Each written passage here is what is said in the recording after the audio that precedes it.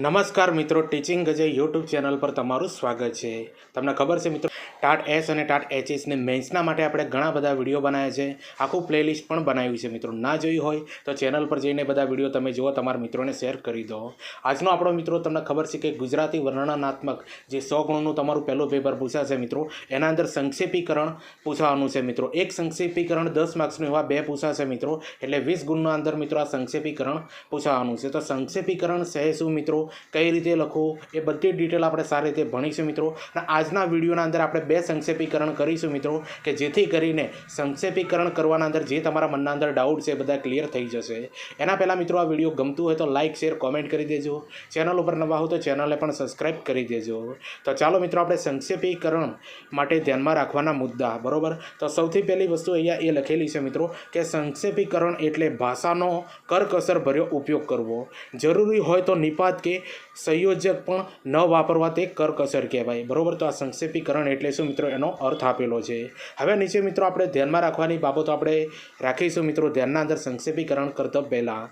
તો આપેલો ફકરો જે છે ને એને 2 થી 3 વાર વાંચી લેવાનો મિત્રો. જે ફકરાનું તમારે સંક્ષેપીકરણ કરવાનું હોય ને એને 2 થી 3 વાર વાંચી લેવાનો, અને એનો અર્થ શું થાય છે, એનો મર્મ શું થાય છે મિત્રો, એ તમારે સારી રીતે સમજવાનો રહેશે. પછી નીચે આપી છે મિત્રો કે આપેલા ફકરાનો કેન્દ્રીય વિચારને ઓળખવો મિત્રો. તો ફકરો શું કહેવા માગે છે એના વિચારને સમજવાનો. અને જો તમે પરીક્ષાના અંદર સંક્ષેપીકરણ કરતા હોય અથવા ઘરે કરતા હોય તો રફ પેજના અંદર સંક્ષેપીકરણ કરવાનું રાખો મિત્રો, બરાબર. પેપર આપતા હોય ને એ વખત પણ રફ પેજના અંદર લખવાનું, એટલે જેથી કરીને તમારે ભૂલો ના થાય, બરાબર. સ્ટેપ બાય સ્ટેપ કઈ રીતે ગોઠવવું, કયા વિચાર પછી કયો વિચાર લેવાનો છે, આ બધી બાબતો તમારે ધ્યાનના અંદર રાખવાની છે.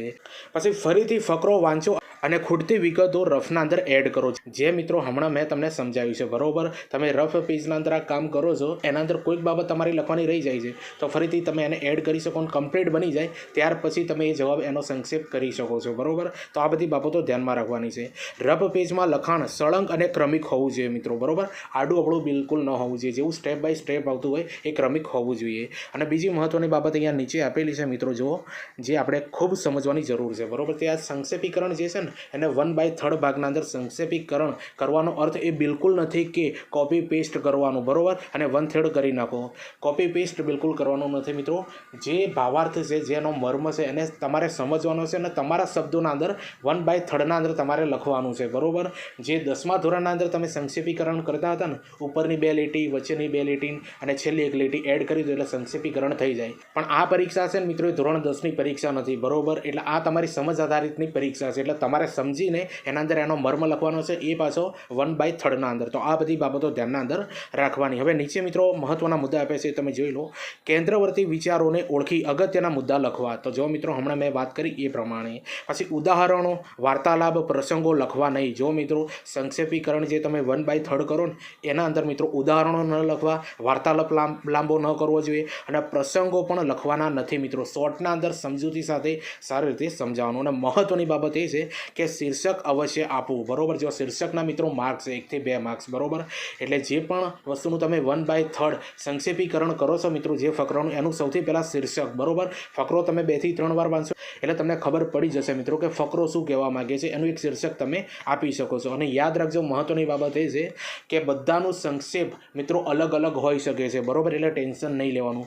વિદ્યાર્થી જે કોઈ બી હોય છે મિત્રો, એમની સમજ શક્તિથી લખતા હોય છે, બરાબર. એટલે શીર્ષક પણ અલગ હોઈ શકે છે મિત્રો, અને એનો મર્મ જે કાઢવાની જે શક્તિ હોય ને એ દરેક વ્યક્તિએ અલગ હોય છે. એટલે ટેન્શન લેવાની જરૂર નથી, બરાબર. તમે જે સમજ્યા છો ને એ લખવાનું, તમે જે શીર્ષક સમજ્યા છો ને એ પણ તમે એના અંદર લખવાનું, બરાબર. આટલી બાબત યાદ રાખવાની. હવે શીર્ષક મિત્રો તમે ઉપર પણ લખી શકો છો, બરાબર, અને નીચે પણ લખી શકો છો. એના અંદર કોઈ વાંધો કે પ્રોબ્લેમ આવવાનો નથી, બરાબર. પણ લખવું ફરજિયાત છે. નહીં લખો તો તમારો માર્કિંગ કપાશે. તો આ બધી બાબતો ધ્યાનના અંદર રાખવાની છે, અને ખૂબ મહત્ત્વની બધી બાબતો છે. અને બીજી મહત્ત્વની બાબત એ છે મિત્રો કે લખાણ સુવાચ્ય હોવું જોઈએ, બરાબર. બિલકુલ ભૂલો ન થવી જોઈએ, છેકછાક ન થવું જોઈએ. આ દરેક વસ્તુના અંદર તમારે ધ્યાનના અંદર રાખવાનું છે. પત્ર લેખન લખતા હોય, નિબંધ લેખન લખતા હોય, ચર્ચાપત્ર લખતા હોય કે સંક્ષેપીકરણ કરતા હોય, બિલકુલ તમારે છેકછાક કે ભૂલો થવી ન જોઈએ, બરાબર. ત્યારે તમને સારા એવા માર્ક્સ મળશે. તો આ બધી બાબતો જે હતી ને એ બેઝિક બાબતો હતી, બરાબર, જે તમારે સંક્ષેપીકરણ કરતાં પહેલાં સમજવી ખૂબ જરૂરી છે.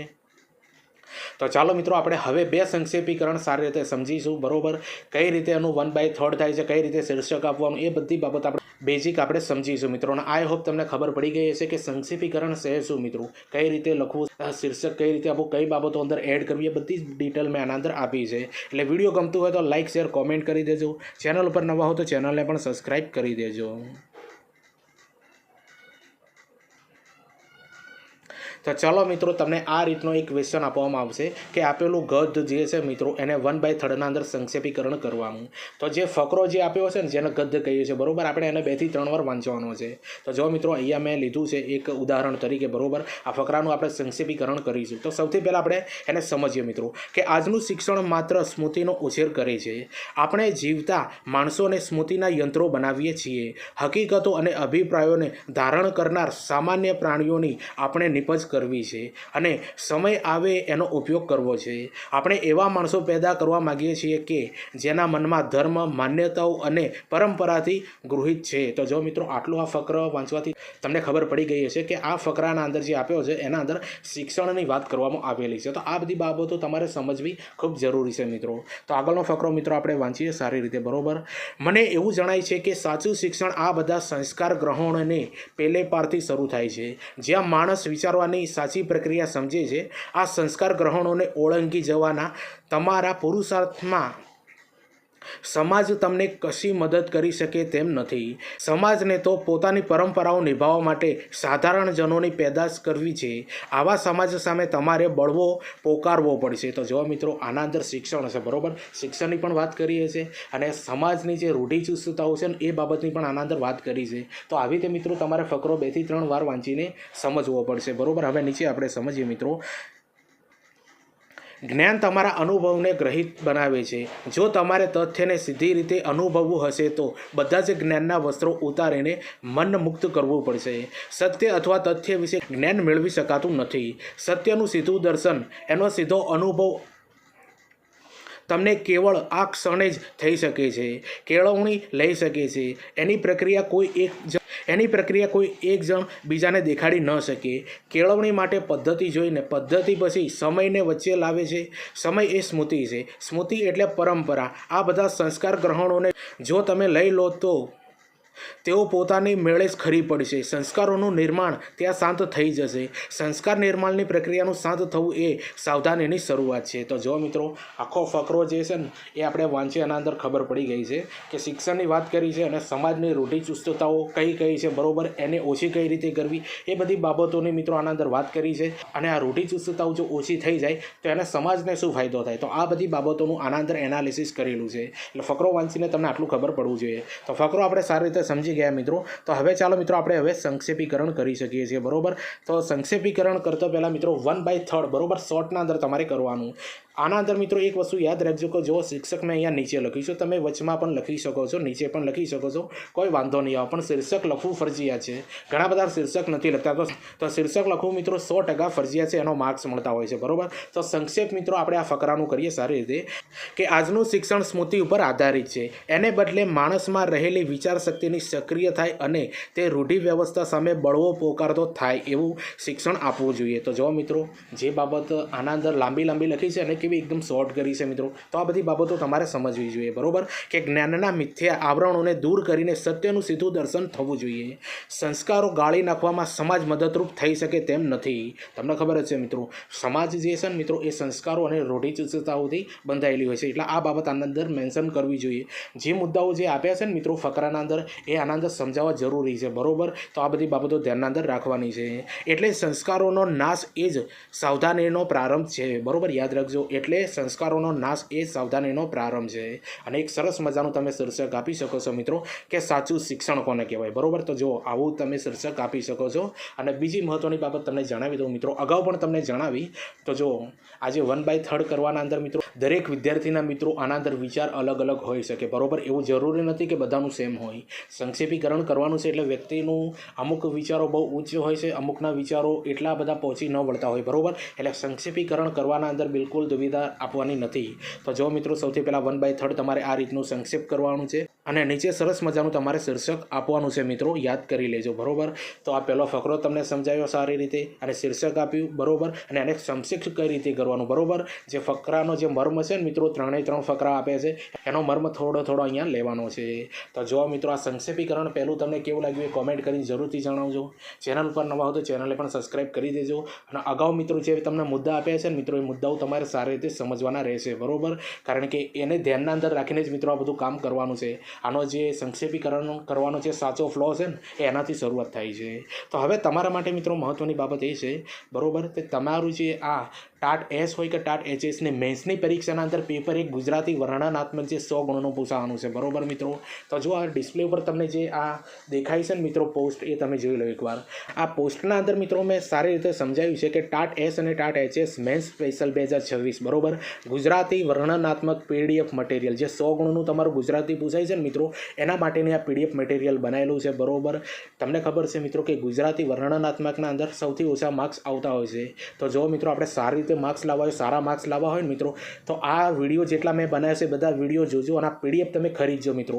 માત્ર 300 રૂપિયાના અંદર આ પીડીએફ તમને મળશે 100 ગુણની તૈયારી બરોબર. તો જો મિત્રો નીચે આપેલું છે કે વોટ્સઅપમાં મેસેજ કરવાનો, વોટ્સઅપ નંબર આપ્યો છે 72 018 89 455, યાદ રાખજો મિત્રો 72 018 89 455. અને બાજુમાં મિત્રો જો QR કોડ આપેલો છે બરોબર, એના ઉપર QR કરીને 300 રૂપિયા તમારે પેમેન્ટ કરવાનું. પેમેન્ટ કર્યા બાદ મિત્રો વોટ્સઅપના અંદર તમારે સ્ક્રીનશોટ મોકલી દેવાનો બરોબર, કે જેથી કરીને તમને મિત્રો આ પીડીએફ મળી જાય. હવે આ પીડીએફના અંદર મિત્રો જે ગુજરાતી વર્ણનાત્મક જે છે મિત્રો, એના અંદર તમને કઈ બાબત મળવાની. તો પહેલું તો મિત્રો પત્ર લેખન બરોબર, તો તમને 6 જેવા પત્રો મળશે મિત્રો, ચર્ચાપત્ર તો 6 જેવા તમને ચર્ચાપત્ર મળશે.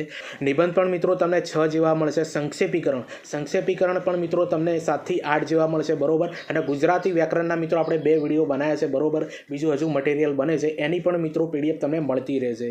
તો આ બધા જે ટોપિક જે છે મિત્રો તમારા ગુજરાતી વર્ણનાત્મકના અંદર 100 ગુણના અંદર પૂછાશે. તો આ બધું મટીરિયલ તમને મળશે મિત્રો. અને આના સિવાય બીજા પણ વિડીયો જે બનશે મિત્રો, પત્ર લેખન ઉપર, ચર્ચા લેખન ઉપર, નિબંધ લેખન ઉપર, સંક્ષેપીકરણ ઉપર અને ગુજરાતી વ્યાકરણના, એ બધી પીડીએફો તમને ફ્રીના અંદર મળશે મિત્રો, જ્યાં સુધી તમારી પરીક્ષા પૂરી ન થાય ત્યાં સુધી બરોબર. એટલે ગુજરાતી વર્ણનાત્મકના અંદર તમારે 100 ગુણના અંદરથી 80-85 પ્લસ લાવવા હોય મિત્રો, તો આ પીડીએફ તમને 100% લેજો બરોબર. અને આના સિવાયની જેટલી પણ બીજી પીડીએફો હશે મિત્રો, એ તમને બધું જ મટીરિયલ આપી દેવામાં આવશે, જે લોકો આપણી આ પીડીએફ ખરીદી હશે એ લોકોને બરોબર. અને નીચે જો મિત્રો આપ્યું છે કે 100 ગુણની તૈયારી માત્ર 300 રૂપિયાના અંદર થઈ જશે.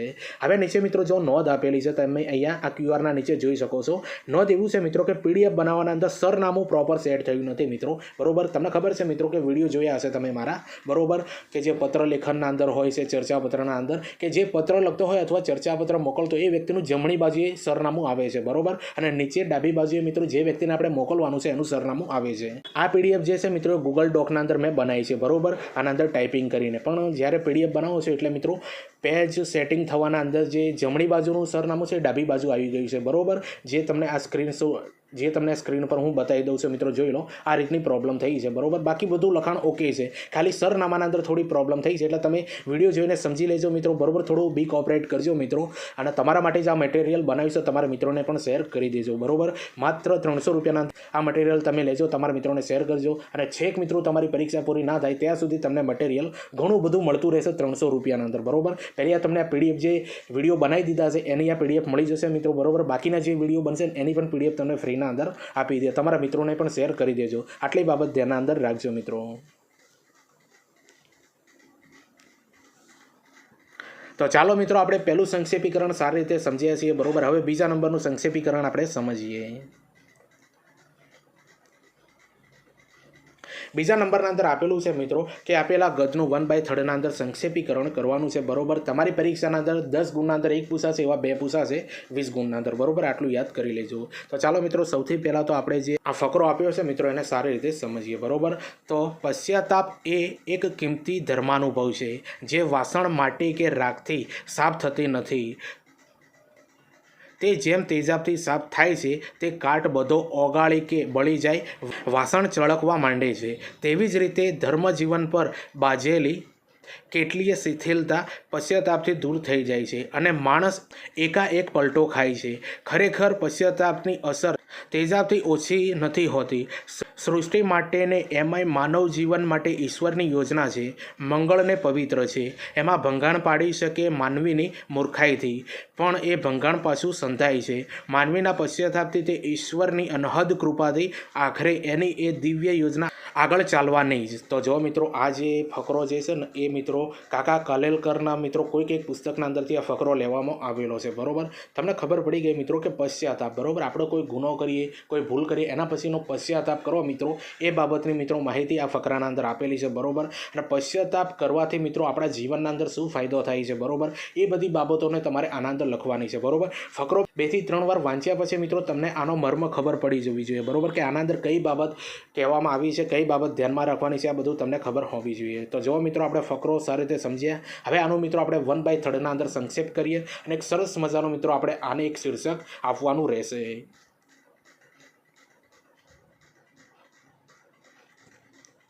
તો ચાલો મિત્રો આપણે આ ફકરાનું સંક્ષેપ કરીએ. તે પશ્ચાતાપથી ધર્મ જીવન પર બાજેલી શિથિલતા દૂર થાય છે. સૃષ્ટિ માટે અને માનવ જીવન માટે ઈશ્વરની મંગળ અને પવિત્ર યોજનાઓ છે. તો જો મિત્રો આખા ફકરાના અંદરથી જે આપણે મર્મ આપણે ભાષાના અંદર આપણે જે સમજ્યા છે ને એ શબ્દોના અંદર લખવાનો છે મિત્રો. બરોબર, બિલકુલ કોપી પેસ્ટ કરવાનું નથી મિત્રો. આ ધોરણ 10નું મિત્રો સંક્ષેપીકરણ નથી. બરોબર, તમે કોલેજ કરેલા છો મિત્રો. બરોબર, હવે તમે કેપેબલ વ્યક્તિ થઈ ગયા છો એટલે તમારે ભાષાના અંદર તમે જે સમજ્યા છો ને મિત્રો એ રીતનું આ તમે સંક્ષેપીકરણ કરવાનું રહેશે, જેના તમને સારા એવા માર્ક્સ મળી રહેશે. બરોબર, એમાં ભંગાણ માનવીની મૂર્ખાઈને લીધે પડે છે.